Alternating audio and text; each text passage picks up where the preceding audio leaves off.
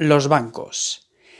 Alguien dijo alguna vez que son aquellos señores que son los que te prestan el paraguas cuando hace sol y los que te lo reclaman cuando llueve. Hoy vamos a comentar unos cuantos secretos de estas entidades para que los sepáis. Quedaos conmigo y ¡vamos a verlos!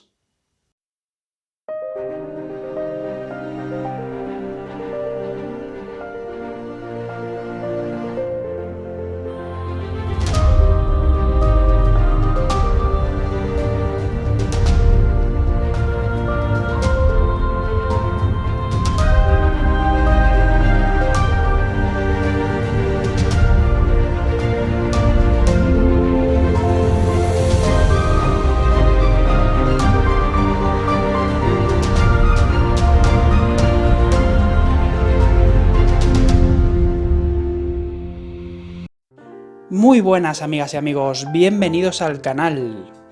En este segundo podcast del año, pues vamos a hablar un poco de unas entidades que, bueno, pues para mal o para bien están ahí. Son necesarias en la sociedad moderna y no son otras que los bancos. Como probablemente sabréis, pues los bancos, la actividad principal que tienen y la principal forma que tienen de generar el dinero es ellos cogen unos depósitos, que son el dinero que nosotros tenemos depositado en el banco, y lo endeudan unas 20-30 veces. Y ese endeudamiento pues es el que sirve para hacer los préstamos, te lo cobran a un interés mucho mayor que lo que te dan a ti de intereses por tener el depósito en el banco, y así es como principalmente se genera el dinero. También de otras maneras, pues a base de asesorías, a base de otro tipo de actividades a la que se dedican los bancos, pero la principal forma de generar dinero para los bancos es esta. Y dicho esto, pues vamos a tratar hoy un tema muy interesante, que es la expansión monetaria.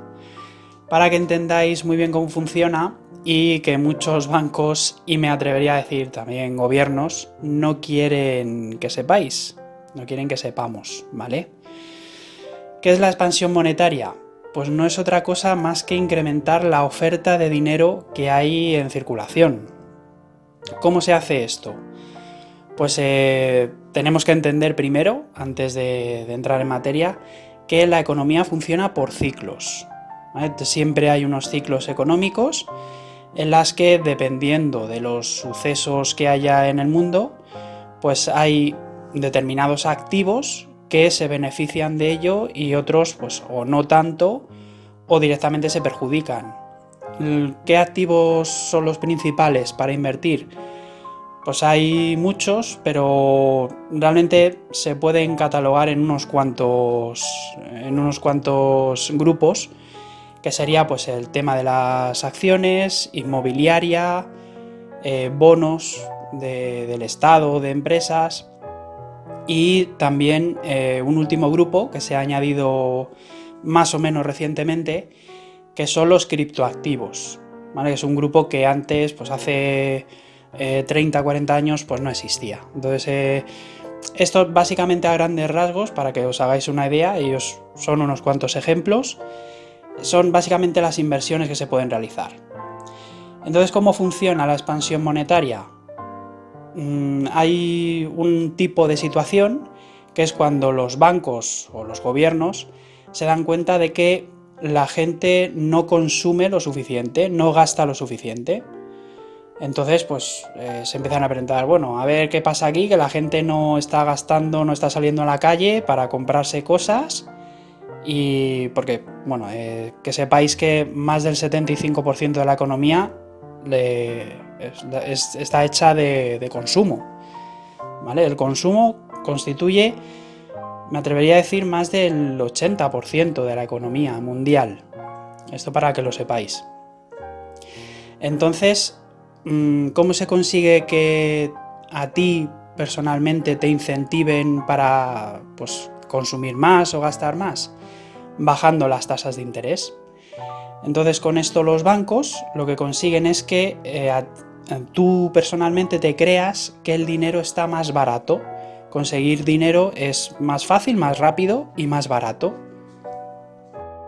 Todo esto que os comento no hace otra cosa más que incrementar la oferta del dinero y por lo tanto, bueno, pues luego viene el incremento de la demanda de la gente, que lo que hace es pues coger esos créditos, endeudarse pues para consumir, para comprarse coches, para comprarse televisores, para comprarse casas. Todo esto, claro, también lo que hace es aumentar, por decirlo así, la falsa ilusión de que hay un poder adquisitivo mayor, cuando realmente esto no es así. No es que todos de repente nos hayamos vuelto más ricos, sino que tenemos la falsa sensación de que conseguir el dinero es más sencillo, ¿vale? ¿Qué ocurre con esto? Pues que esto, mantenido durante mucho tiempo, ya os digo que es una situación muy complicada y es una trampa muy grande, como os decía antes, porque luego viene la época contraria, luego vienen los bancos, la época de recogida del dinero. ¿Y cómo se hace esto? Pues justo siguiendo el proceso contrario. Los bancos suben las tasas de interés y pues viene ahí pues lo que os decía antes, la época de recoger el dinero por parte de los bancos, de recoger los beneficios, los intereses y demás. Hay que tener cuidado con esto también, os quiero decir, porque si tenéis deudas, no tengáis una a tipo variable, porque en estas épocas, cuando suban las tasas de interés, los pagos que vais a tener que hacer son mucho mayores. Así que esto es muy peligroso, especialmente peligroso para la gente muy endeudada, que tiene tasas de interés a tipo variable, porque los recibos se van a incrementar drásticamente.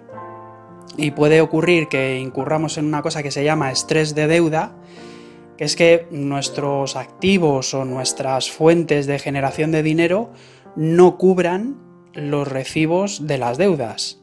Y en ese caso, el banco va a hacer una doble jugada, va a hacer la jugada del casino, de nunca pierdo. Todo el dinero que has ido pagando lo vas a perder, pero es que aquello en lo que hayas invertido o comprado también lo vas a perder porque se lo va a quedar el banco. Así que mucho cuidado con esto, ¿vale?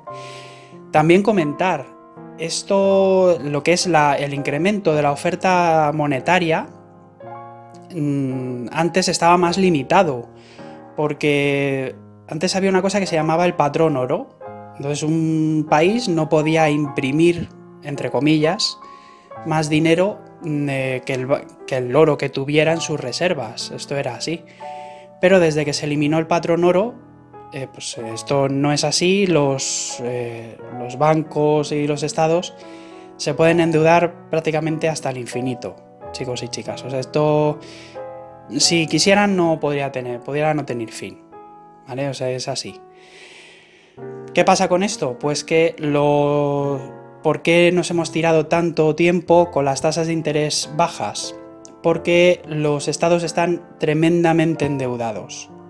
Si subes las tasas de interés, refinanciarte para que sigas teniendo más deuda te sale más caro. Y como os comentaba antes, mantener esto durante mucho tiempo, una oferta monetaria mayor, también es muy peligroso porque lo que hace es que suba la inflación. Los precios suben más también, claro, evidentemente, por tener más dinero en circulación, resumiéndolo mucho. Aunque ya os digo, es un poquito más complejo, del que no descarto hacer un podcast en el futuro. Pero bueno, básicamente es así. Y se puede incluso producir una espiral infinita, que es sube lo que son los precios, suben los sueldos, vuelven a subir los precios y así ad eternum, ¿vale? Entonces, esto, evidentemente, la única forma de controlar la inflación es subiendo las tasas de interés. Y que sepáis que esto no se traslada a la economía real. O sea, cuando un banco central sube las tasas de interés, que tengáis en cuenta que hasta pasados unos 6-9 meses no se traslada a la economía real. Es un poco un tiro a ciegas y es algo muy peligroso que hacen los bancos centrales, porque realmente no se sabe cómo va a reaccionar la economía de mercado. Entonces, tened esto en cuenta, y todas estas cosas que os estoy diciendo, muchas de ellas el banco no quiere que las sepamos, ni el banco ni los gobiernos, porque nos podemos beneficiar de lo que es saber cómo funciona el ciclo económico y hacer justo lo contrario, o aprovecharse de ese ciclo económico haciendo pues unas cosas determinadas. Que bueno, algunas ideas y demás de pues, ahorro, inversión y tal, pues también las tenéis en el canal, en otros podcasts, que os recomiendo que lo miréis y que echéis un vistacillo. Y bueno, pues para ir cerrando el podcast, comentaros que esto no es siempre malo, es una herramienta más que tienen los bancos y los estados también realmente, pero no es malo de por sí, es como todas las herramientas, pues depende del uso que le des, ¿vale? Hay usos malos y usos buenos. Lamentablemente se suele usar mal, aunque os digo que tiene el efecto bueno, pues que este tipo de cuestiones se usa sobre todo en las crisis, ¿vale? Pues precisamente por eso, para incentivar la economía y salir de las crisis, y luego, pues en la época de recogida de los bancos del dinero que te han prestado, es generalmente cuando se sale de una crisis, ¿vale? También quiero comentaros una cosa que tenéis que saber y que mucha gente desconoce acerca de precisamente de esto, de la deuda. La inflación, chicos y chicas, no solo afecta a los precios y no solo afecta a los sueldos y no solo afecta a lo que pagamos de luz y por ciertos servicios, también afecta a la deuda. Con esto os quiero decir que, y esto no mucha gente lo sabe, los ricos, de los cuales pues ya haremos también algún podcast en el futuro, los ricos son las personas más endeudadas del planeta. Y no es porque sí.